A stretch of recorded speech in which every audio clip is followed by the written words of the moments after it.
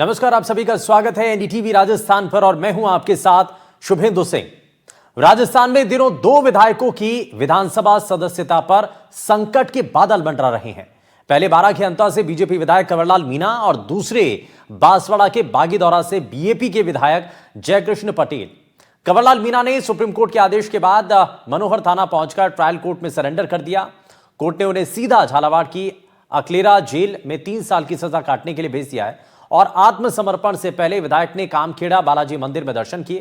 कंवरलाल मीणा के खिलाफ 20 साल पहले एसडीएम के सिर पर पिस्तौल तानने और जान से मारने की धमकी का केस है। कोर्ट ने उन्हें 3 साल की सजा सुनाई थी और हाईकोर्ट और सुप्रीम कोर्ट तक कंवरलाल मीणा ने अपील की, लेकिन उन्हें राहत नहीं मिली। सुप्रीम कोर्ट ने 3 साल की सजा बरकरार रखते हुए कंवरलाल मीणा को सरेंडर करने के आदेश दिए थे और सरेंडर और जेल होने के बावजूद विधायक की सदस्यता रद्द नहीं करने पर कांग्रेस ने सवाल खड़े करते हुए सुप्रीम कोर्ट का दरवाजा खटखटाने का फैसला लिया। नेता प्रतिपक्ष टीकाराम जूली समेत कांग्रेस विधायकों के प्रतिनिधि मंडल ने विधानसभा स्पीकर से मुलाकात कर उन्हें कंवरलाल मीणा की सदस्यता रद्द करने का ज्ञापन सौंपा। स्पीकर वासुदेव देवनानी ने मामले में राज्य के महाधिवक्ता से कानूनी राय मांगी है। राय मिलने के बाद ही फैसला लेने की बात कही गई है। वहीं जूली और पीसीसी चीफ गोविंद सिंह डोटासरा ने कहा कि कांग्रेस सुप्रीम कोर्ट का दरवाजा खटखटाएगी। डोटासरा ने कहा कि जिस कानून के तहत राहुल गांधी की 24 घंटे में लोकसभा से सदस्यता खत्म कर मकान भी खाली करवा दिया गया, उसी कानून और नियम के तहत विधायक कंवरलाल की सदस्यता सजा मिलने के 20 दिन बाद भी समाप्त नहीं की जा रही, यह संविधान का उल्लंघन है। वहीं दूसरी ओर बीएपी यानी कि भारत आदिवासी पार्टी विधायक जयकृष्ण पटेल की भ्रष्टाचार और रिश्वतखोरी मामले में गिरफ्तारी के बाद बीजेपी नेता भी पटेल की विधानसभा सदस्यता खत्म करने की मांग लगातार कर रहे हैं। हाल ही में पोस्टर वार भी बांसवाड़ा में देखने को मिला। स्पीकर ने जयकृष्ण की सदस्यता मामले में कोर्ट के रुख का इंतजार करने की बात कही है, जबकि बीएपी पार्टी और विधायक जयकृष्ण पटेल ने राजनीतिक द्वेष के तहत उन्हें फंसाने का आरोप लगाया है। और सबसे बड़ा मुद्दा में आज इसी पर हम चर्चा करेंगे कि मीणा और पटेल पर जो रार बनी हुई है, क्या विधायकी पर उनकी तलवार लटक चुकी है? क्योंकि एक विधायक के ऊपर भ्रष्टाचार का बड़ा संगीन आरोप है और दूसरे की विधायकी पर संकट आ चुका है। न्यायपालिका पर मुझे पूरा विश्वास है। न्यायपालिका आदेश के लिए मैं आज कोर्ट में माननीय न्यायालय के सामने समर्पण कर रहा हूँ। आपने अपील की थी, उसका क्या हुआ सर? अपील है इसके बारे में मुझे ज़्यादा याद नहीं है, मेरे जो एडवोकेट है वो उसको देख रहे हैं। राज्यपाल से कोई सर? नहीं, ये मुझे ज़्यादा याद नहीं। आपकी तरफ मेरी तरफ से कुछ नहीं है। जो मेरा एडवोकेट है सुप्रीम कोर्ट का, जी वो इस मामले को देख रहे हैं। और आज हो क्या रहा है, जो संवैधानिक पदों पे लोग बैठे हैं वो उन्हीं नियम और कानूनों को तोड़ने में लगे हुए हैं। आज 21 दिन हो गए। 21 दिन होने के बावजूद अंता विधायक की आपने सदस्यता कंवरलाल मीणा की आज तक बर्खास्त नहीं की। क्यों नहीं की आपने? कि संवैधानिक पदों पे बैठे हुए लोग इस प्रकार की असंवैधानिक बातें करते हैं कि हमने एजी को फाइल भेजी है, एजी तो और 6 महीने नहीं भेजेगा, तो फिर यानी कोई निर्णय लेने वाला ही नहीं है। जिन्होंने निर्णय नहीं लिया तो हम सुप्रीम कोर्ट के अंदर जाएंगे और टीकाराम जूली इसकी रिट पिटीशन फाइल करेगा। मैं लड़ाई लड़ूंगा इसके सुप्रीम कोर्ट के अंदर, इसको कंटेम्प्ट के अंदर इनको हम लेके जाएंगे कि सुप्रीम कोर्ट का नियम भी ये नहीं मान रहे, तो जवाब फिर ये सुप्रीम कोर्ट में जाके देंगे। ये बात मैं कहना चाहूंगा। जिस कानून के तहत राहुल गांधी जी की 24 घंटे में सदस्यता समाप्त की लोकसभा से और मकान भी खाली करा लिया, वो कंवरलाल की 19-20 दिन बाद में भी सदस्य समाप्त नहीं कर रहे। कह रहे हैं 2 दिन का समय दे दो, तो 2 दिन में कौन से क्या आप हासिल कर लोगे? ये संविधान का उल्लंघन है। मैं समझता हूं कि विधानसभा की परंपरा और नियमों की पालना की दुहाई देने वाले माननीय वासुदेव देवनानी जी स्पीकर साहब को संविधान के मुताबिक, कानून के मुताबिक फैसला लेने में उनका हाथ किसने पकड़ रखा है, ये राजस्थान की और देश की जनता जानना चाहती है। हम लोग यहीं नहीं रुकेंगे, हमें सुप्रीम कोर्ट जाना पड़ेगा। तो आदरणीय जूली साहब ने फैसला किया है, ये बता देंगे कि हम सुप्रीम कोर्ट भी जाएंगे, धरना प्रदर्शन भी करेंगे, लेकिन ये मनमर्जी नहीं होने देंगे। आपको याद होगा कि किताबों में नैतिक मूल्यों के बारे में पढ़ाया जाता था और आज विधानसभा के सामने वही परिस्थितियां आ चुकी हैं नैतिक मूल्यों की। एक विधायक ऐसे हैं जिनके ऊपर भ्रष्टाचार का आरोप लगा है और दूसरे विधायक ऐसे हैं जिनकी विधायकी पर सवाल है। अब दोनों तरफ से इस पर राजनीति भी हो रही है। अब कुछ लोग ये कह रहे हैं कि भाई एक विधायक की अगर विधायकी पर सवाल आ रहा है तो दूसरे की अगर भ्रष्टाचार का मामला है तो सिर्फ उसको उसी नजरिए से देखा जाना चाहिए। क्या पूरा मसला है, जरा इसको और बारीकी से समझते हैं, कहां पर इसमें पेच फंस रहा है और क्यों इस पर राजनीति हो रही है, जरा इसको समझते हैं। कुछ खास मेहमान हमारे साथ कार्यक्रम में जुड़ गए हैं। वरिष्ठ पत्रकार डॉक्टर शिप्रा माथुर जी हमारे साथ कार्यक्रम में हैं। शिप्रा जी, बहुत स्वागत है आपका NDTV पर। हमारे साथ बीजेपी नेता आलोक वत्स जी कार्यक्रम में जुड़ गए हैं। आलोक जी, बहुत स्वागत है। कांग्रेस पार्टी के प्रवक्ता गोविंद पटेल जी हमारे साथ हैं। गोविंद जी, बहुत स्वागत है आपका। और BAP के राष्ट्रीय प्रवक्ता जितेंद्र मीना जी हमारे साथ कार्यक्रम में जुड़ गए हैं। जितेंद्र जी, बहुत स्वागत है आपका। लेकिन सबसे पहले मैं एक एक करके रिएक्शन सबसे पहले लूंगा, लेकिन आलोक जी, मैं शुरुआत आपसे कर रहा हूं। ये कहा जा रहा है कि भाई एक विधायक ऐसे हैं जो कि भ्रष्टाचार के मामले में शामिल थे, रंगे हाथों पकड़ लिया जाता है और टीम के द्वारा बताया भी जाता है कि भाई एक ट्रेल है जो कि हम साबित कर देंगे। और क्योंकि इसमें कहा गया कि भाई नोट जो है वो लेकर के एक शख्स फरार है, लेकिन पूरी ट्रेल के बारे में जानकारी है। अब आपको लगता है कि इस मामले को लेकर के राजनीति हो रही है, वो ठीक नहीं है? देखिए शुभेंदु जी, ये कलयुग है और कलयुग का सबसे अंधेरा दौर है। यहां अगर किसी नेता से आप संस्कार, शुचिता, सत्यता की बात करेंगे के लिए निकलेंगे तो आपको निराशा ही हाथ लगेगी। And this is across all party line. आपकी पार्टी पर भी भरोसा ना करें। हमारी पार्टी के तो एक आदमी पर अभी हुआ है ना, ये एक MLA तो बीजेपी का ही है। तो कलयुगी दौर में कलयुगी लोग उन्हीं में से नेता भी बनते हैं, उसी में ऑफिसर भी बनते हैं, उसी में से जनता भी बनते हैं, उसी में कोई बाहर से कोई दूसरे ग्रह से थोड़ी आते हैं वो लोग। यही लोग हैं ना। तो पहले के जमाने में लाल बहादुर शास्त्री जी के ऊपर एक रेल दुर्घटना हुई है, उन्होंने रिजाइन कर दिया। लाल कृष्ण आडवाणी और शरद यादव जी का नाम आया था घोटाले में, किसी डायरी में नाम, उन्होंने तुरंत त्याग पत्र दिया और जब उससे वो बरी हो गए तो उन्होंने उसको स्वीकारा। आज का आदमी कोई इस काम को करने के लिए तैयार है? 20 साल पहले ताना था SDM पर पिस्तौल, अब 20 साल बाद उन पर ये स्ट्रिक्चर आया है। चलिए, मैं तो खैर नहीं कर रहा था, लेकिन आपने खुद ही अगर बात की है तो सर अब कौन सी ऐसी शक्ति है जो रोक रही है? नैतिकता तो छोड़ दीजिए, आपने खुद ही कहा कि नैतिकता तो है ही नहीं, वो किसी भी पार्टी में है, वो BJP भी आप बता रहे हैं। तो अब आपकी पार्टी के जो विधायक हैं उनकी नैतिकता की बात तो छोड़ ही देते हैं, तो अब शक्तियां क्या कहां आकर के रुक रही हैं और कौन रोक रहा है? क्यों नहीं उनके खिलाफ एक्शन हो रहा है? कांग्रेस पार्टी कह रही है कि भाई हम सुप्रीम कोर्ट जाने के लिए तैयार बैठे हैं, आप कार्रवाई नहीं कर रहे हैं क्योंकि 20 दिन हो गए हैं। इंतजार किस बात का हो रहा है? देखिए, मैं आपको एक ही बता दूं कि कोई भी पार्टी इतना हिम्मत अभी नहीं रखता है विभिन्न कारणों से कि किसी को वो ऐसी बातों में लिप्त पाए जाने पर तुरंत उसका हिसाब किताब कर दे, या उसको पार्टी से निष्कासित करे या उसको दंडित कर दे। ऐसे अनेकों उदाहरण हैं। सोफिया जी पर जिन्होंने वक्तव्य दिया, क्या वो अभी तक एक्शन आ गया है उन पर? सुप्रीम कोर्ट तय करता है एक्शन, हाई कोर्ट तय करता है एक्शन, लोअर कोर्ट तय करता है एक्शन। आप अपनी पार्टी के ऊपर सवाल उठा रहे हैं? क्यों नहीं उठाएंगे? सोफिया देश की बहन है,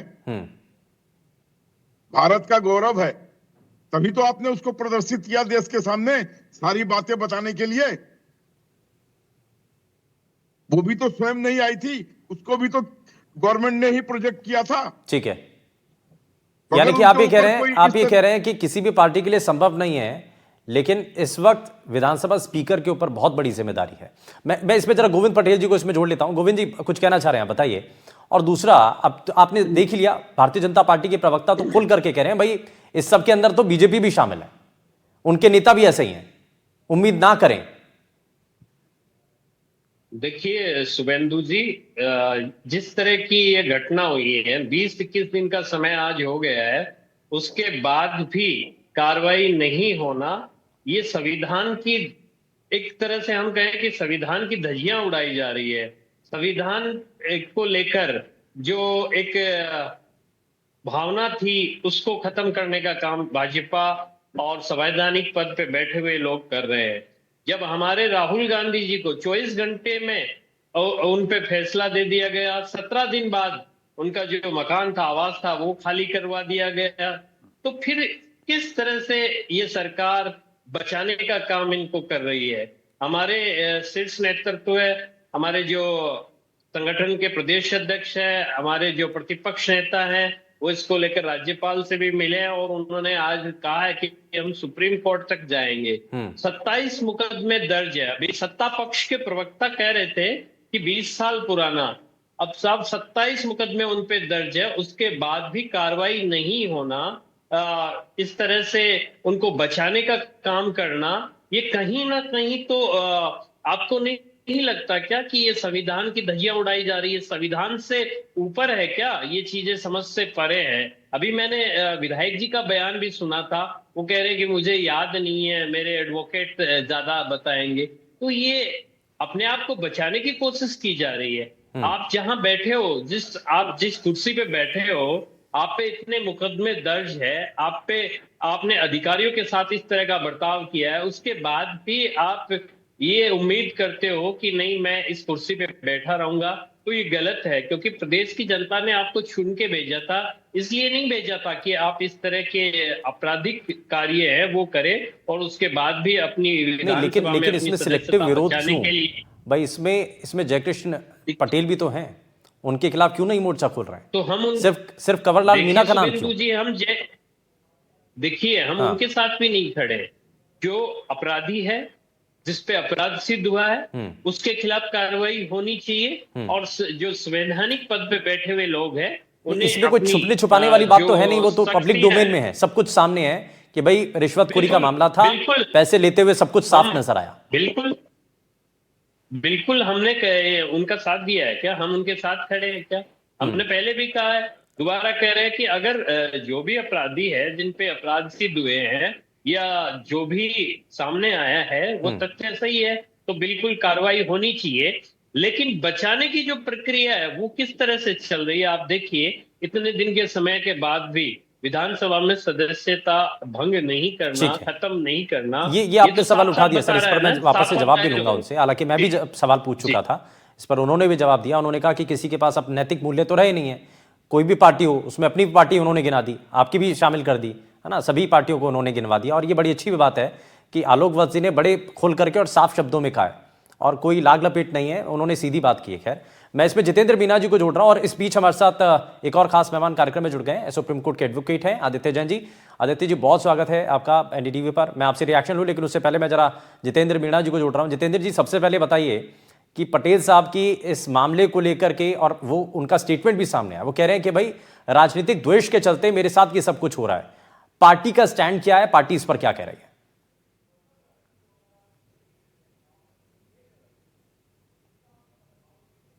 जितेंद्र मीणा जी,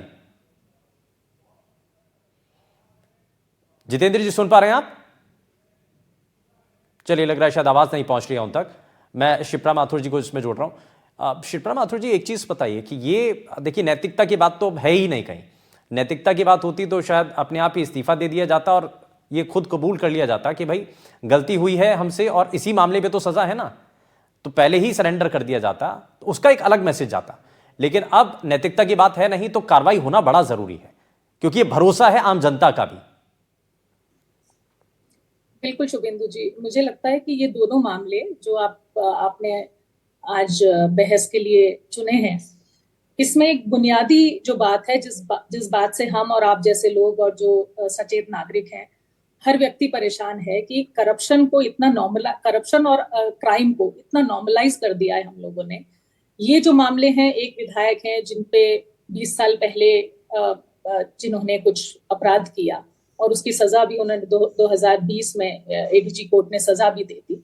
तो ये पूरी न्यायिक व्यवस्था जो है जिस तरह से काम कर रही है, और इसको जानते बूझते, उनकी आपराधिक पृष्ठभूमि को जानते बूझते टिकट भी मिलता है, फिर भी विधानसभा में भी आते हैं। और अगर ये वक्त नहीं होता, ये वक्त नहीं हो कि वो चुन के आए और उस दौरान जो हाईकोर्ट में मामला चला, फिर सुप्रीम कोर्ट ने उनका जो अपील है वो खारिज की कि नहीं, आपको सरेंडर करना पड़ेगा। अगर ये नहीं होता तो 5 साल पूरे ठीक से निकाल ही लेते वो अपने उसी पृष्ठभूमि के बूते वो 5 साल विधायकी करके निकल जाते, किसको मालूम पड़ा।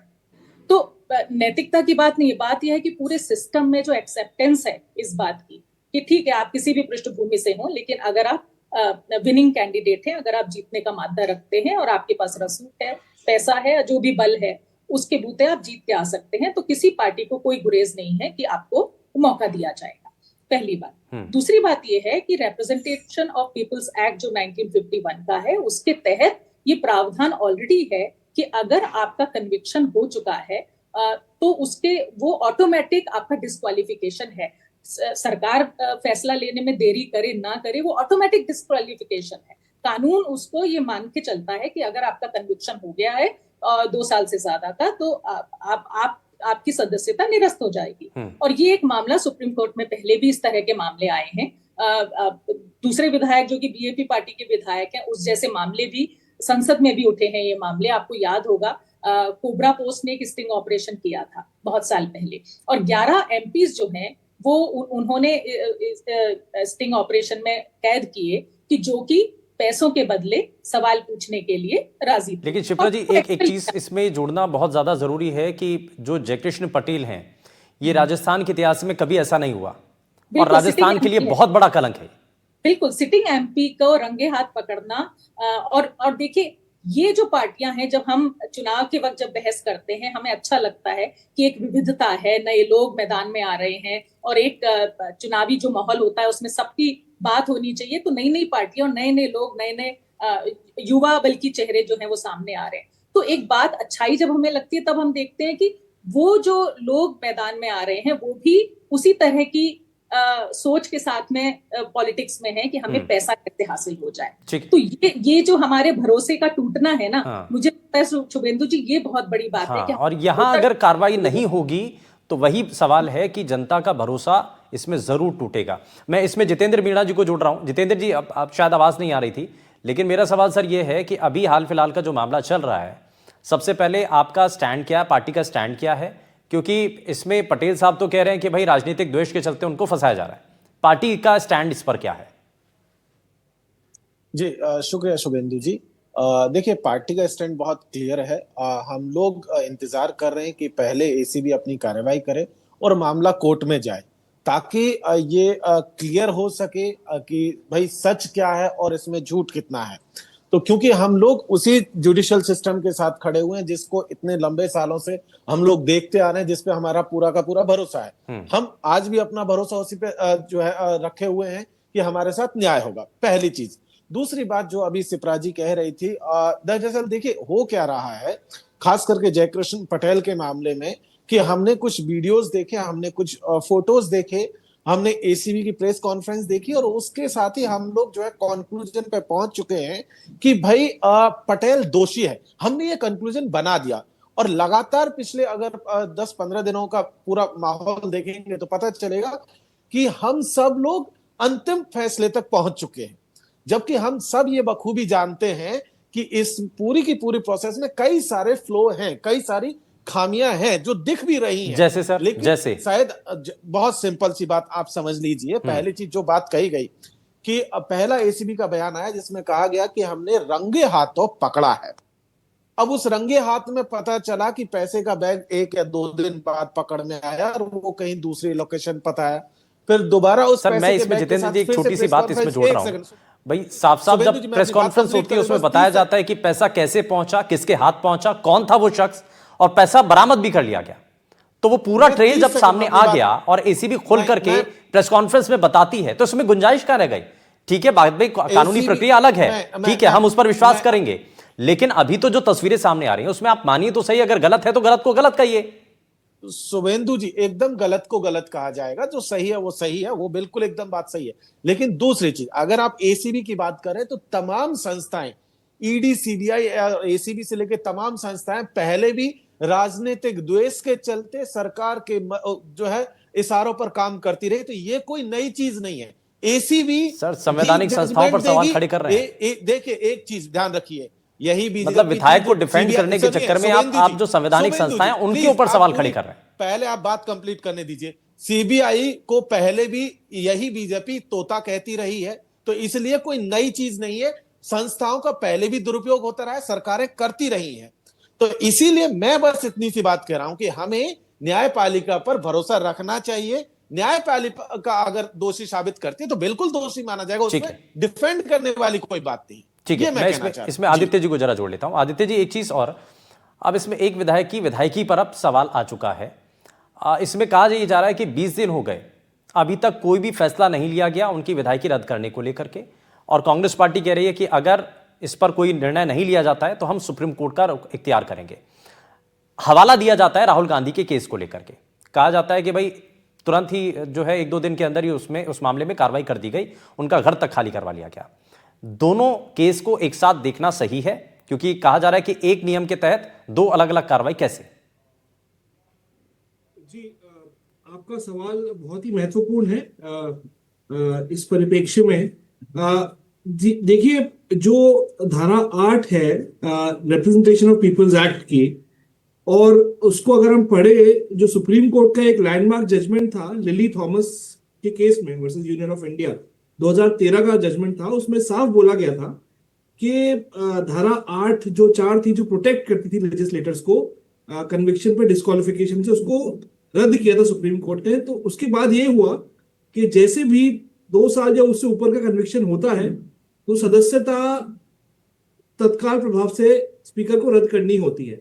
इसके लिए संविधान का अनुच्छेद 191 बहुत ही महत्वपूर्ण है। अब राहुल गांधी के केस में, जैसे कि हमने देखा, उस टाइम पे लोकसभा स्पीकर जो थे, उन्होंने एक डिफेमेशन का मामला था, उस मामले में तुरंत उनकी सदस्यता रद्द कर दी। तो ये जो मामला है, ये तो बहुत ही पेचीदा मामला है, क्योंकि इसमें आप देखें कि मजिस्ट्रेट के आदेश के बाद सेशंस कोर्ट ने, हाई कोर्ट ने और अब सुप्रीम कोर्ट ने उनको दोषी करार दिया है और उनकी याचिका रद्द हो गई है। जब उनकी याचिका रद्द हो गई है और उन्होंने सरेंडर, ठीक है, इस मामले में सरेंडर भी किया है, और क्योंकि याचिका भी लगाई गई थी लेकिन वो भी खारिज कर दी गई, तो जब कहीं से कोई उनके पास बचने का रास्ता नहीं बचता है, तो अब सवाल ये उठता है कि क्या कार्रवाई नहीं होनी चाहिए। मैं इसमें जरा जल्दी से इसमें आलोक वत्स जी को जोड़ लेता हूं। आलोक जी, अब जो तस्वीर दिखाई दे रही है, अब सभी की नजरें विधानसभा स्पीकर के ऊपर हैं कि वो आगे इस मामले पर क्या फैसला लेते हैं। 2 मामले हैं, एक मामले को लेकर के तो कहा जा रहा है कि भाई उस पर, क्योंकि पटेल साहब का जो मामला चल रहा है उस पर तो कहा जा रहा है कि तुरंत ही इस पर एक्शन ले लिया जाएगा, लेकिन दूसरे मामले पर चुप्पी साधे बैठे हैं, अभी तक कोई स्टैंड क्लियर नहीं किया गया है। इस पर लगता है कि नैतिकता के आधार पर, और क्योंकि इसमें जो पद है उसकी गरिमा बनी रहे, और क्योंकि आम जनता के भी बहुत सारे सवाल हैं, लोगों के मन में भरोसा बना रहे, क्योंकि विपक्षी खेमा भी है, उनको उनके सवालों का जवाब भी है, आम जनता के सामने भी कुछ मैसेज जाएगा, इस पर स्टैंड लेना और बहुत क्लियर कट स्टैंड लेना क्या जरूरी नहीं है? ये शुभेंदु जी, कायदे से तो इन दोनों आदमी को खुद ही रिजाइन कर देना चाहिए, लेकिन अब इनको अगर नहीं रिजाइन कर रहे हैं, अब ये पता नहीं किस चीज के लिए और अपनी फजीयत करा रहे हैं। पब्लिक में तो जितनी फजीयत होनी थी वो हो चुकी है। अब स्पीकर का रोल बहुत ही अहम हो गया है आज की डेट में, और हमें ये देखना है कि स्पीकर कैसे इसको जस्टिफाई करते हैं कि ये मामला को कैसे वो इस पर क्या निर्णय देते हैं। ये एक बहुत बड़ी सीख होगी पूरे देश के लिए। एक रिएक्शन जरा मैं एक रिएक्शन भी लेना चाह रहा था। इसमें जितेंद्र मीणा जी का ये कहना था कि भाई पहले की जो सरकारें थी वो भी जो संवैधानिक संस्थाएं थी, ईडी, सीबीआई, इन सब का दुरुपयोग करती थी, तो अब जो है मौजूदा वक्त की सरकार भी ऐसा ही कर रही है और इसीलिए इस ट्रैप में फंसाया गया उनके विधायक को। देखिए, आजकल ये परंपरा चल गया है कि अगर किसी को किसी चीज में लिप्त होकर पकड़ लिया जाए ना, तो कहता है कि मुझे फंसाया गया है।